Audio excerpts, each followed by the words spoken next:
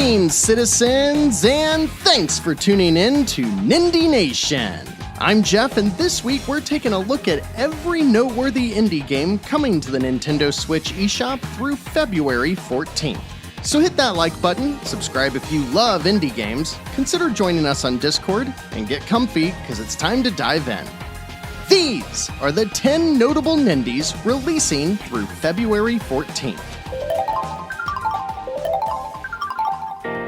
The first Nindie we're covering this week is slated for release in February, but lacks a specific date, so keep that in mind as we learn why On Your Tail has received such positive reviews since its Steam release in December.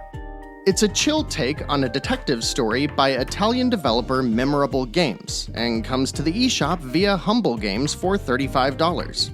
You play as Diana, who, like 90% of the art I see on Blue Sky, looks like Roxanne from a Goofy movie. Which is objectively the best movie of the 90s. Diana is visiting a secluded seaside town when a mysterious thief starts causing trouble for the residents, and she's determined to help. Like most detective games, that means exploring the area, looking for clues, and talking to people. However, unlike most detective games, you're not racing against a clock, there's very little urgency, and the town is filled to the brim with cozy-minded minigames. If the aesthetic of this game is speaking to you, and you like the idea of chipping away at a mystery in between rounds of simple but fun minigames, On Your Tail just might be your cup of tea. Moving on to Wednesday, February 5th, this one's for those of you who like games that make you laugh. While Waiting is a collection of hilarious minigames which take place throughout all the times in a person's life where you're forced to, well, wait. Sitting at the bus stop, in line at the store, doing the laundry, there's always something that's asking us to wait, and at least according to the developer, Optilusion Games, the best way to complete this game is to do nothing. But I think we can all see that the trailer tells a completely different story. By giving in to your primal urge to entertain yourself, these minigames are just as silly as what we'd find in WarioWare or Rhythm Heaven, but they're all built around real-world situations that we can all relate to. It releases for $19.99, which is a bit outside my impulse buy territory, but I'll be watching the reviews just in case this one turns out to be a gem.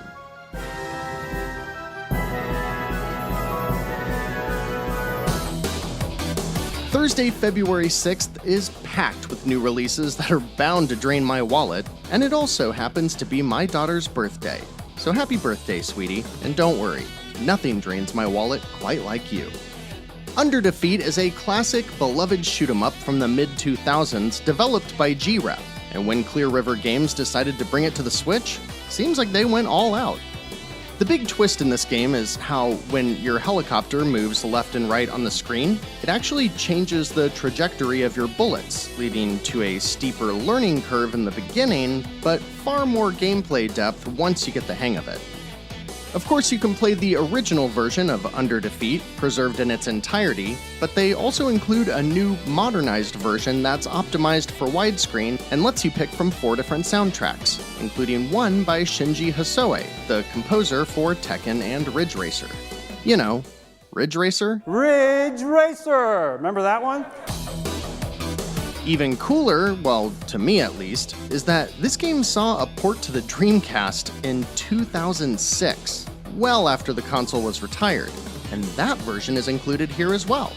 It's probably not going to move the needle for those of you generally uninterested in shmups, but for those who are, this is a great collection that preserves a rare classic, and it comes reasonably priced at $19.99.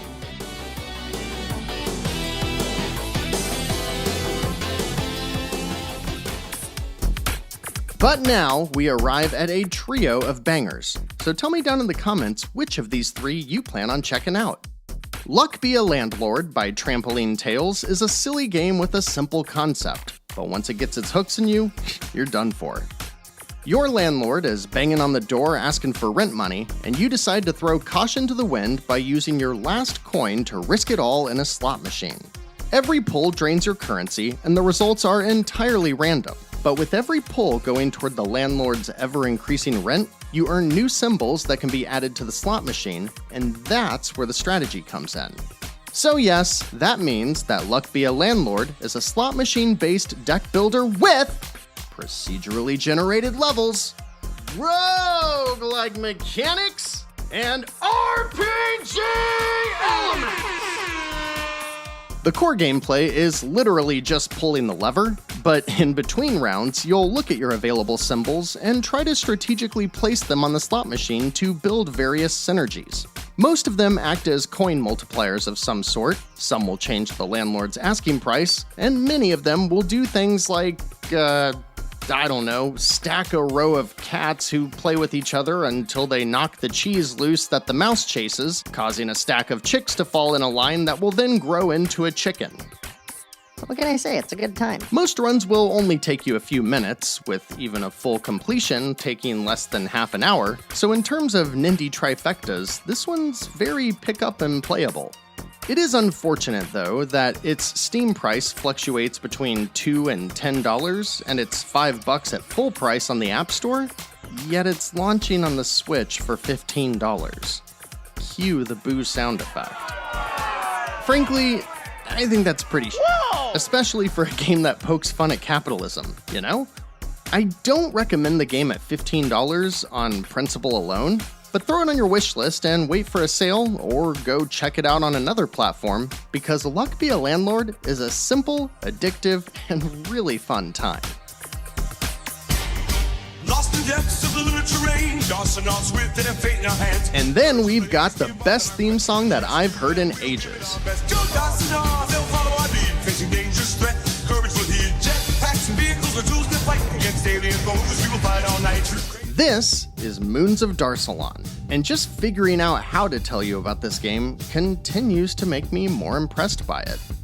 Daniel Manzano, or Dr. Cucho, founded his Spanish studio after 25 years of being a DJ and music producer. Maybe that explains the bitchin' theme song. Throughout the 8 and 16-bit era, Daniel learned several programming languages so he could develop for the Amiga, Commodore 64, and other similar platforms, which makes a lot of sense given the game's aesthetic, which harkens back to those systems while doing a lot of really cool things under the hood.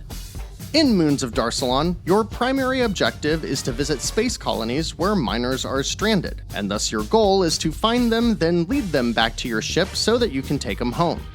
Landing on a planet, you explore with all kinds of tools like jetpacks, vehicles, and a gun that creates dynamic platforms, all of which you'll use to fight off aliens on each planet in a side-scrolling run-and-gun platformer style. As you find the stranded miners, you bring them back to the ship by creating platforms for them and issuing commands which are interpreted by an AI that helps miners find the best way to follow you by communicating and working with each other. It's pretty cool, huh? At the most basic level, it feels like a mix between Contra, or more specifically Turrican, and Lemmings. Also, as you can see, the game looks awesome. At first you'll see these retro landscapes that pay homage to Amiga-era titles, but then you see all this 3D rotation and physics at play that would never be possible on that older hardware, but are retrofitted to seem right at home nonetheless. And then you take all that and throw this theme song in on top of it? I don't know about y'all, but Dr. Cucho and Astrolab Games can sign me up for this rescue mission, and I can't wait to see more when Moons of Darsalon launches for $17.99. Darsalon, the mission's clear to rescue them all and conquer the fear.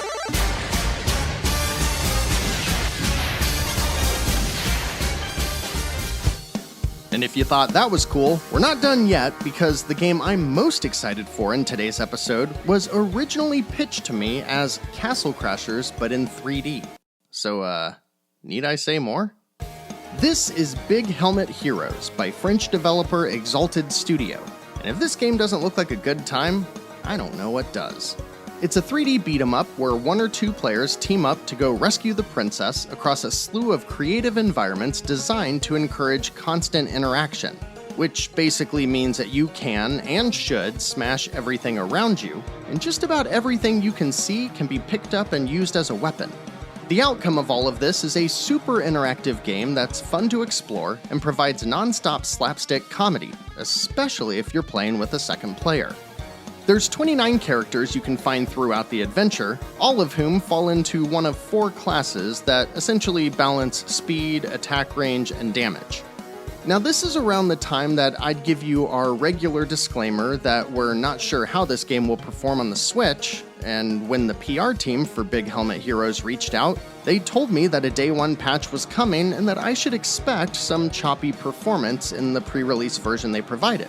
However, after playing a couple of hours so far with my son, and a little bit on my own as well, I guess I can see slightly degraded performance compared to the Xbox trailer, but it's nothing I found noticeable or in any way detrimental to the fun I had while playing. So I guess the fact that there's a patch coming to improve it even further makes me all the more confident in recommending this game at launch. After a few hours across multiple sessions in both co-op and solo, plus seeing my son actually ask to play this on his own instead of wasting away in Roblox, Big Helmet Heroes is a very easy recommendation, and I can't wait to play more. Check it out when it wraps up the new releases on February 6th for $24.99, and let me know what you think.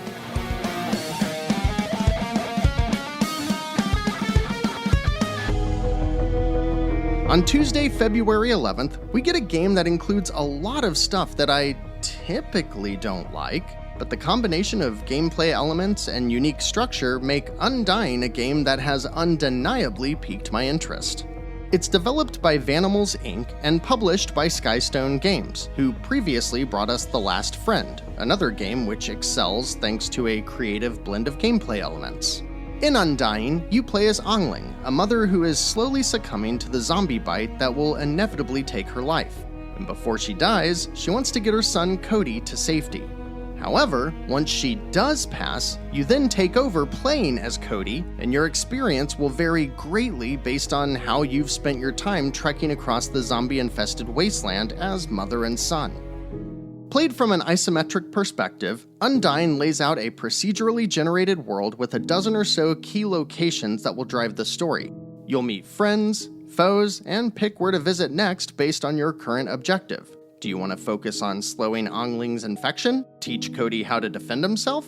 Maybe spend an extra day at the current campsite to gather resources for crafting? Or could it be worth tackling a risky side quest that might earn you a new ally? Adding in another interesting twist, every time you start a new story, the location of those dozen or so key areas are randomly placed throughout the world. The gameplay focuses mostly on narrative and decision-making, taking cues from the Telltale Games series, which modernized this genre at the start of the last console generation. You will get into some combat though, occasionally exploring dungeon-like locations along your journey, but it's safe to assume that part will be well designed thanks to David Brevik, one of the original creators of the Diablo series, who is in charge of Undying's design. I love the idea of balancing light survival gameplay with a narrative where, at some point, your main character will die, leaving you to control her son, whose abilities and personality will be shaped based on how you've spent time with them. That's just such a cool premise, isn't it? Reviews have been pretty positive since Undying's Steam release in December of 2023, and it looks to pack an easy 20+ hours of gameplay, with far more if you plan to embark on multiple adventures to see just how different they can become. As such, I'd say the $19.99 asking price is well within reason. I want to hear from the citizens out there who enjoy games like Firewatch, Outer Wilds, Road 96, and of course the Telltale series. What do you think? You gonna pick this up? Then on Thursday, February 13th, we've got a game that, well, let's play a game of word association, because throughout several overwhelmingly positive reviews I researched, there were a few very consistent references when it comes to Tiny Terry's Turbo Trip, which, if you'll allow me, I'd like to henceforth refer to as Whether it's structure that's similar to A Short Hike or Little Gator Game, the gameplay of Simpsons Hit and Run, or the tone of Adventure Time, developer Snakeflat had a vibe in mind that they apparently nailed. Terry wants to build a car that will launch him into space. You know, as one does. But to do so, he'll need to find a bunch of parts which are scattered around his town or being held by its residents who will trade them in exchange for favors. You're set loose in a manageable open world and given several traversal options like driving and gliding, and you just collect all the things you can while taking in the absolutely ridiculous humor on display. It's hard to imagine not having a good time playing this game, as the trailer alone cracked me up, and when combined with the glowing reception from its Steam release last year, should find a whole new audience when it arrives on the eShop for $17.99. When compared to other open-world collectathons, is quite a bit larger, but still not overwhelming, with most players taking around 7 or so hours to finish, tacking on a couple more hours if they're going for full completion. So if you're looking for a shorter experience that'll let you play how you want while still putting a smile on your face throughout, Tiny Terry's Turbo Trip, or is set to deliver. But it wouldn't be a discussion of indies on the Switch if we didn't talk about a cozy farming sim now, so let's take a look at Echoes of the Plum Grove, because it's doing a couple of unique things that might give the genre a breath of fresh air. After washing onto an island shore, your immediate goal is to build shelter and survive on your small plot of land. As you get your bearings, others will start to join you, and your goals then pivot to building a town with enough food to sustain everyone. Then you start building relationships, and that's where Unwound Games starts to veer from the tried and true path. The conversations you have with other folks in your town will steer them towards various jobs, like shopkeeps, doctors, and farmers, but it also helps you start a family as you find your significant other. Every year, winter will set in, which becomes a midterm goal of sorts as it's a consistent threat to ensure the town is safe and stocked with supplies. So throughout all of your farming, crafting, and relationship building, this remains an annual, predictable event. The other thing the game does differently is that, as your family grows, you'll take on a role in raising your children, with the activities and conversations you share driving the kind of person they'll become. And then over time, your character will age and eventually die, at which point you take over as one of the children you raised. It's kind of weird to see that as a notable feature shared with 2 games on today's list, isn't it? Moment-to-moment gameplay is very Animal Crossing or Stardew Valley-like. You're still crafting, farming, having conversations, and building out your town, but it's the consistent threat of winter and ability to play as future generations that put a spin on the formula that we're already used to. This one isn't likely to win over anybody who simply don't vibe with games like this, but for those of you who love this stuff, especially those of you who are looking for something a little different, Echoes of the Plum Grove arrives on Thursday the 13th for $17.99. And finally, for today's episode, Valentine's Day, or Friday the 14th, is a fitting day to release After Love EP since it's a slice-of-life adventure all about love. It's published by Fellow Traveler, who is one of those publishers that seems to exclusively make games that don't speak to me, but they have a knack for finding really interesting stories that are consistently well-reviewed. It's developed by Pixelnesia, which includes folks who made Coffee Talk and What Comes After, so if you enjoyed either of those games, After Love EP will probably click with you as well. It follows a young musician named Rama who lives in Jakarta, the capital city of Indonesia. Rama feels lost after the passing of his girlfriend and uses his music, his friend group, and some inspiration from his city to work through the process of finding love again. I definitely dig the music in the trailer, and if nothing else, it's cool when games let us peek into the lives of people in locations where gaming rarely visits, you know? For some reason though, there's no price listed on this one, so I'm gonna venture a guess that this one comes in at $14.99, maybe $19.99, because you know, inflation. You know, that's a pretty solid lineup for the first half of February. Got some tried and true genres like Under Defeat representing shmups and Tiny Terry's Turbo Trip looking like a good old collectathon platformer, but then we've got some really unique stuff that you'd only find in the indie space like Luck Be a Landlord and Moons of Salon. For me though, since I already have Big Helmet Heroes and I'm loving it, I'll be all over that game for the rest of the month, and it's Moons of Salon and Undying that I'm most looking forward to trying. Let me know what stands out to you down in the comments, and don't forget to join us on Discord if you want to hang out with cool people and chat about video games or anything else. And check out the second half of February in 2 weeks, and next week I think we'll be taking a look at the old Nindie backlog and figuring out which game we should play together as a community for the next Nindie Nation Backlog Club. There's also a good chance I get crunched for time and just make another deals video, but we'll have to wait and see what happens then, because citizens, we're all out of time for today. Thanks so much for watching, liking, subscribing, and sharing Nindie Nation with others. Until next time, I'm Jeff.